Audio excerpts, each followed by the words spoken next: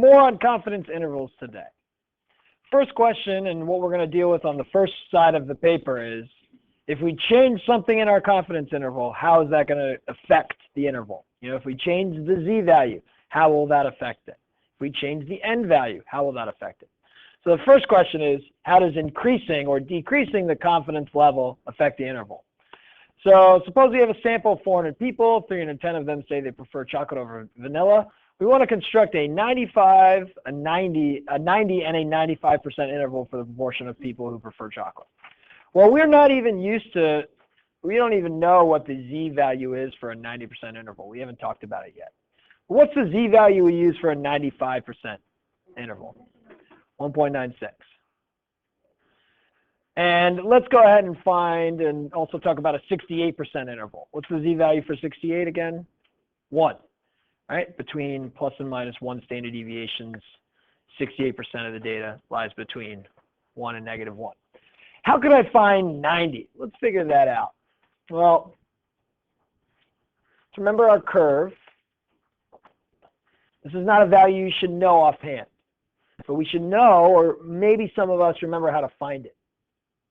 I want to figure out what z-values, this is going to be the negative z-value, this is going to be the positive z-value, that enclose 90% of my data that's normally distributed. Okay? Who remembers how we can do that? Mr. Englander? Inverse norm. Inverse norm is actually correct. Now, what am I going to plug into inverse norm? Incorrect. No. Remember, inverse norm is not the percent between two values. Rather, it's the percent below. So if we plug in inverse norm of 90, it would be from some z-value all the way down to the bottom would be 90. Well, 90% right here, this is between two z-values. Inverse norm is for the percent below. It gives you the z-value for a percent below. So instead of 90%, what can I use? Well, hold on, I'll help you out here a little bit. If there's 90% between these two values, what would be the rest of the percentages on the outside? 10, right? And if this is symmetrical, what would be here and what would be here? 5 and 5. Good. Okay. So since inverse norm is percent below, what am I going to plug into inverse norm, Mr. Englander? I guess 0.85. Not 0.85. So then I don't know. Mr. Johnson, what would you think? You're not sure? Who can help us out? Mr. Visser? Not 0.1. What do I plug into inverse norm? Yes, 0.5 plus 0.9, not 0.5 plus 0.95, but 0.05 and 0.9. The percent below the z that I'm looking for would be, yes, 0.95 for the high one. It'd be 0.5 for the low one, or 0.05 for the low one. But if I just figure out one of them, I'll have both of them because they're going to be the same value. Like, let's see. Second inverse norm. If I plug in 0.95, it's going to be the same as if I go inverse norm and I plug in 0.05, they're just going to be opposites. So 1.64 is our z-value we use for a 90% confidence interval. Okay? Inverse norm is the percent below. So I need the 90 and the 5, or just the 5. All right, well, I'm not even going to do the construction of these confidence intervals because of this reason down here. But I want you to be able to answer this question. If I'm talking about this sample, 400 people, 310 of which prefer chocolate over vanilla, if I use a 90 versus a 90% versus a 68, would all of those samples have the same center? Would they have the same sample proportion? Yeah, it'd be the 310 over the 400. Yes. Would they have the same margin of error, which is all of this to the right of the plus or minus? No. Why not, Mr. Funk? Because with the different percentages, you'll have different populations. Exactly. We have different z values. Perfect. Well, here's our question. Are they going to be the same width? Well, definitely not. Which ones are going to produce the widest confidence interval? Would the 1.96, the 95%, would that produce a larger interval that's spread out more? Or would the 1 produce a larger interval? You think 1, it's almost like lower number, wider interval, because it's not as strong. But we're wrong.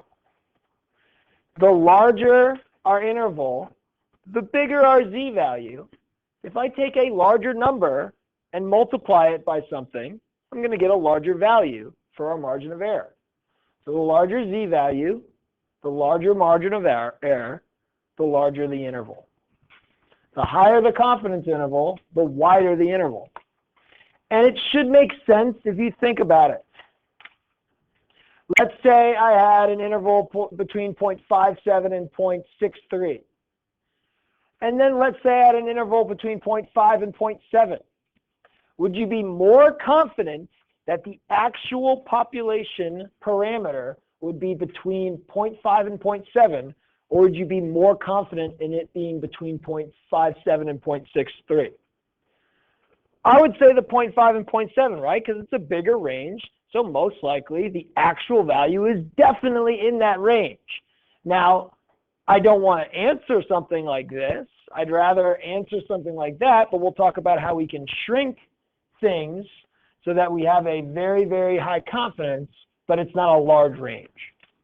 Okay, so that's the key. Now, we will be able to quickly do the 3 constructions of these confidence intervals using our calculator. Let's introduce ourselves to Stat Test A. In your calculators, go to Stat, pop over to Test, go down to A, or press Alpha A. And one prop Z int pops up. What this is an easy way to calculate confidence intervals. X stands for the people who are surveyed that say or do something. N is our sample size. C level is our confidence level. Watch what happens. I can do a 68% confidence level. Plop, plop, plop, 0.68. Calculate. There's my 68% point confidence level. I can do my 90% confidence level.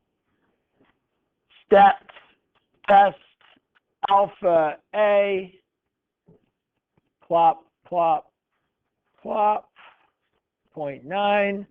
I should see a larger interval. I do. I go from 0.74 to 0.81, we'll say. And I can do my 95% confidence interval. Stat, test, alpha A, 95.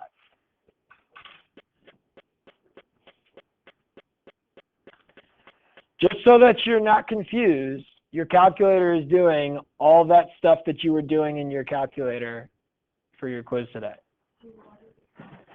Because you got to know where it comes from. That's why you're mad at me, okay? Let's go ahead and check with one of the examples that we used. 95 confidence level for the 2 out of 200. Let's just do this really quickly. Stat, test, alpha A. 2 students out of 200. And let's see if they stop at 0. I don't think. We want a 95% confidence level. We should get negative 0.0038 and 0.0238.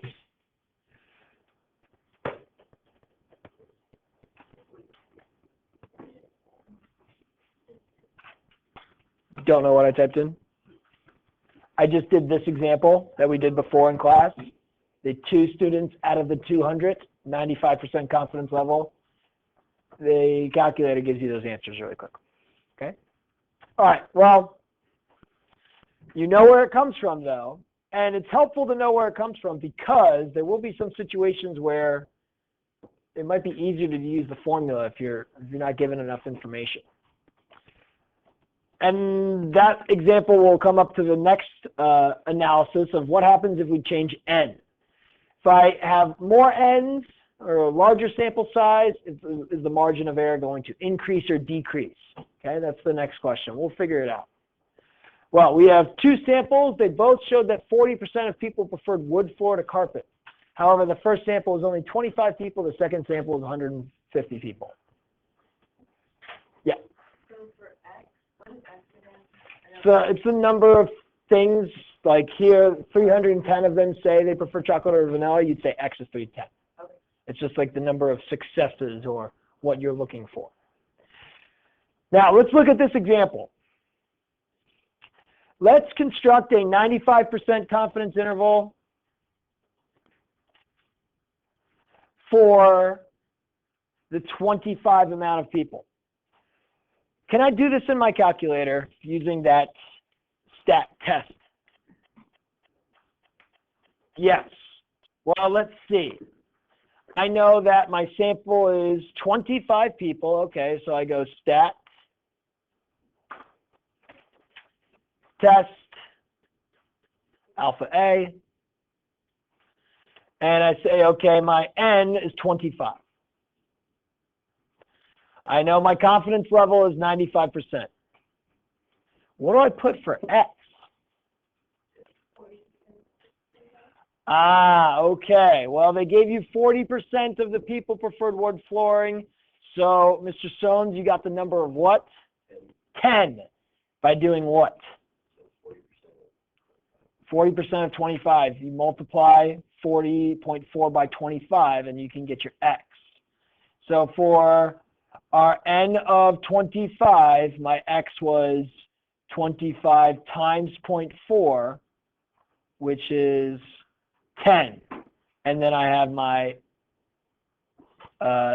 confidence level of a 95%.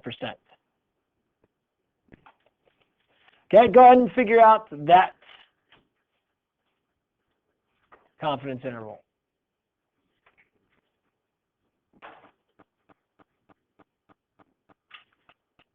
You should get, did I mess up? Stat test alpha A. I did not type in 10. Enter. 0.20796, we'll call it 0.203, and 0.592. All right, well, now it's your turn. What if we increase the amount of people we sampled? What if we have a sample size of 150? You guys figure out the number of successes that we use, create a 95% confidence interval, knowing that 40% of people of the 150 that we surveyed preferred wood floor to carpet, and then produce your confidence interval.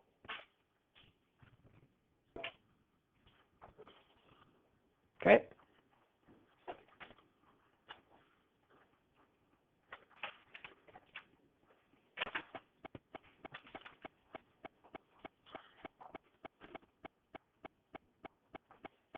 Okay.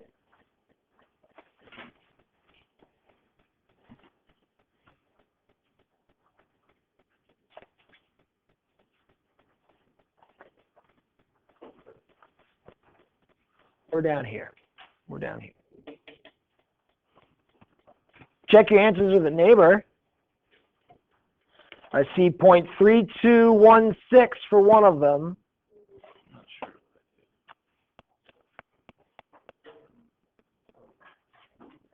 You got to change your X. Stat, test, alpha, A. Get you that. Now you got to make sure that's the correct X. Yeah, we're doing it for the 150. So since we knew 40% of the people preferred wood floor to carpet, 40% of the 25 gave me 10. That's why I have 10 for X in my first one. Now you got to figure out what the X is for the second one, though. Because look, that's the same thing as I got here. Good. We're going to have to figure out 40% of 150 to figure out our X for the second one to use our calculator.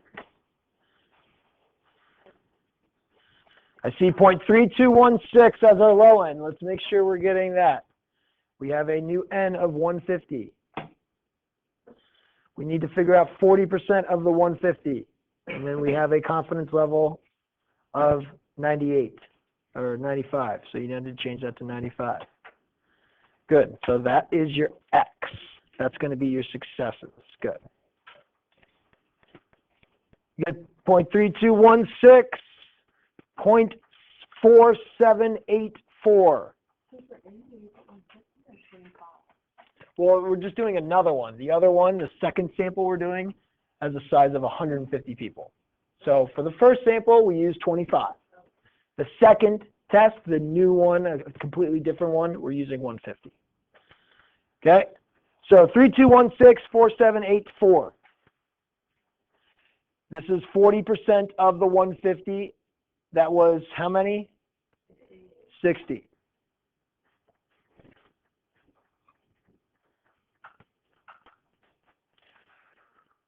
Which one's wider, the 25 or the 150? The 25 produced a wider range. We go from 0.2 to 0.459. This one we go from 0.32 to 0.47. This one is wider. This one narrower. So the more people in the trial, narrower.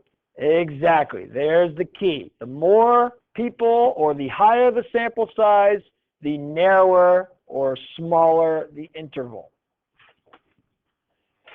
If you think about that, that should make sense. If you have a larger sample size, you should be more confident in your sample statistic that you produce. If I interviewed 1,000 people, I should be more confident that that's going to be really, really close to the actual population parameter than if I interviewed 25 people. If you have a more confident answer, you should have a narrower range for where the actual answer is going to be, okay? So here we go. The larger the sample size, the smaller the range. The larger the z value, the larger the range. Larger z, larger margin of error. Larger n, smaller margin of error. And if you look at how that goes into the formula, it should make sense.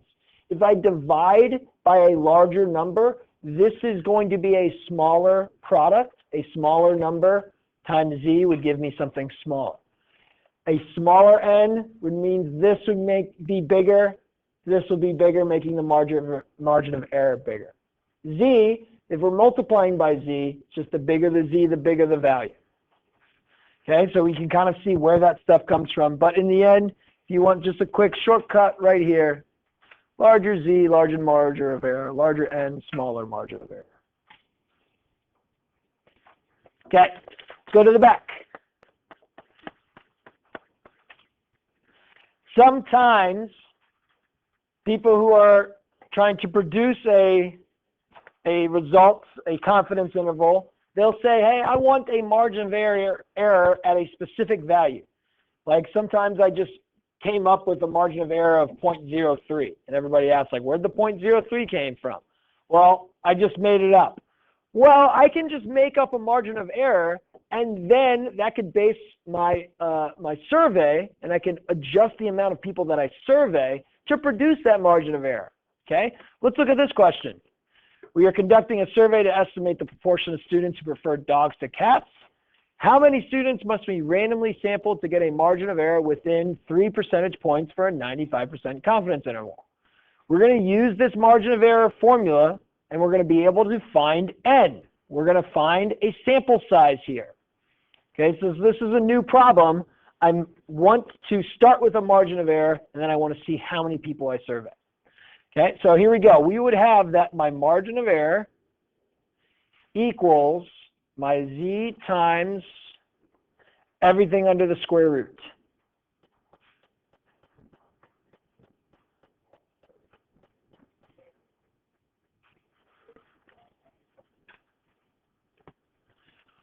All right, well, my margin of error, I want to be within 3 percentage points. So I'll say that this is 0.03. My confidence interval is 95%. 95% means what's my z-value? 1.96. I will want to solve for n, so I'll leave n here. But here's where it's difficult. What do I put in for p hat? What do I put in for my sample proportion? Well, we're going to use 0.5, but the question is why? Why are we going to use 0.5? Well, if I use 0.5, I'd have 0.5 times 0.5, that's 0.25. Okay? That is the largest value I could have in this numerator. Let's think about another value like 0.4 times 0.6. 0.4 times 0.6 is 0.24, smaller than 0.25. If I do 0.8 and 0.2, so 0.8 times 1 minus 0.8, so that's 0.8 times 0.2, that's 0.16. That's smaller than 0.25. So what we want to do is kind of like maximize this value here so we can find the maximum n that we need. Well, really the minimum n that we need. Well, it's the maximum n that we need, but we know that it will cover even the largest value that would be up here. So this is why we use 0.5 to maximize this numerator. All right, now we need to solve for n. First thing I'm going to do, I'm going to multiply the 0.5 times the 0.5, that's 0.25.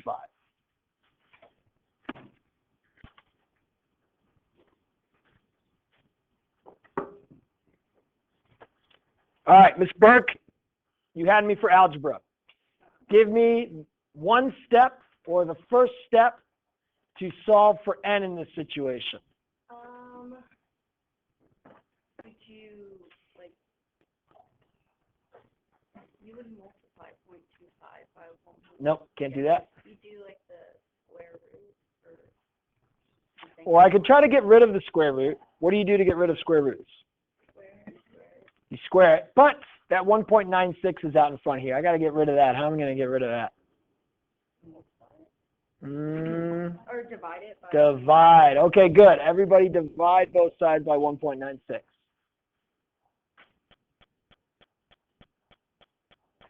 Now, we get 0.03 divided by 1.96. What's that equal? 0.0153. Keep that stored in your calculator. Now I have the square root of 0.25 divided by n. What's next, Miss May? You had me for algebra. I got to solve for n. N is trapped by this treacherous square root. I need to get rid of that square root. Square both sides. Everybody square both sides. What's 0.0153 squared?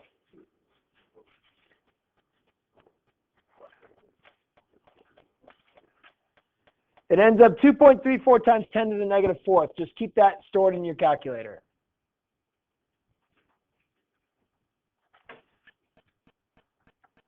Miss Adams, you had me for algebra. How do you solve for n here? Nope, won't work. If I multiply both sides by 0.25, I'd have 0.25 times 0.25 on this right side. You multiply by n and then divide by 2.5. Good. Multiply by n, so it moves n up to the top, and then divide by 2.34 times 10 to the fourth. We will find n by taking 0.25 and dividing by 2.34 times 10 to the negative fourth. What do I get, Miss Adams? 1,067.1111. That's our answer. We need to survey 1,067 people so that I have a margin of error within 3 percentage points for a 95% confidence interval. Now that I've figured this out as maybe an experimenter, I would send out my crew of minions and say, go survey people. Everybody takes 250. We need to get 1,067 surveys, okay? Now, that's a lot of algebra. Thankfully, in statistics, things are simpler than that. You can just use this formula. Thank you, algebra students of mine from the past. It's been a while. ME stands for margin of error. It's stated here. It's going to be in a decimal. So 3 percentage points, you would put an ME of 0.03. Z, of course, is where you get your confidence level. It's the Z values, 1.96, 2 points, whatever we said, 1. 0.25 is what we get when we take that 0.5 and multiply it by the 0.5. So here is the formula to find a sample size. Okay? Let's look at this question. You guys are going to do this, but I'm going to help you out here. We're going to conduct a study to estimate the proportion of seniors who take off-campus lunch. How many seniors would we need to sample to get a margin of error of 4 points using a 90% confidence interval? Okay, well, ME, the margin of error of 4 points. That's 4 percentage points. That's 0.04%. Now, 90% confidence interval. What's the Z for a 90% confidence interval? 1.64. Let's use that. Now, you guys find N. Go.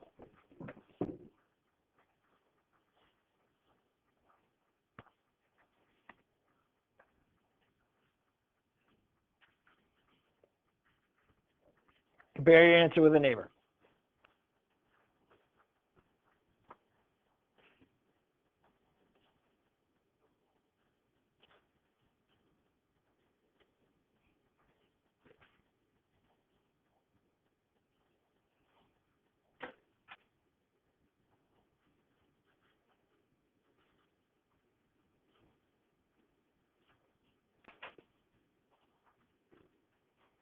Uh-oh.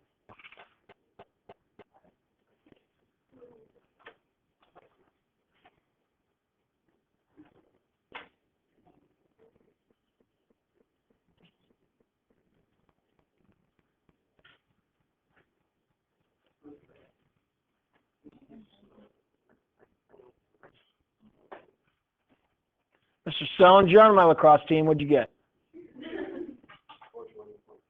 All right. Har, har, har. If we wanted to be 99% confident instead and still have a 4% or less margin of error, would we need more or less seniors in our sample? We can find out this answer without even doing any calculations. 99% confidence. What would make us more confident? A larger sample or a smaller sample? Larger sample. We should just answer larger. What would change in my formula for N for the 99% confidence interval? The Z, and what's the Z that we use for 99% confidence? Do we know? Have we done it? We haven't done it, I don't think. So let's think. If 99% is between two values, I don't think that's going to work. I would use inverse norm of 0.005 because 0.5% would be in each tail. So if I use inverse norm of 0.005, I get a Z value of 2.58 or 2.576. 2.576 is the value that I remember from the past. So 99% confident, we'd use a Z of 2.576. So I would say n equals 0.25 times 2.576 divided by 0.04 squared. And what do we get for that?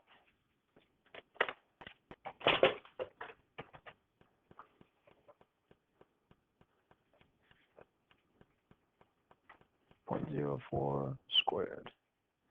1,036. Just like I guessed, larger. 1,036 for this, 420 for the 90% confidence interval. Okay? Reminders. Our data must come from a random sample. The goal of a confidence interval is to predict or estimate something. Estimates something about the population using a sample. If we already know the whole population, an interval estimate isn't necessary or appropriate. Large samples are always better. Larger samples, larger the confidence interval, or larger samples, smaller the confidence interval? Smaller.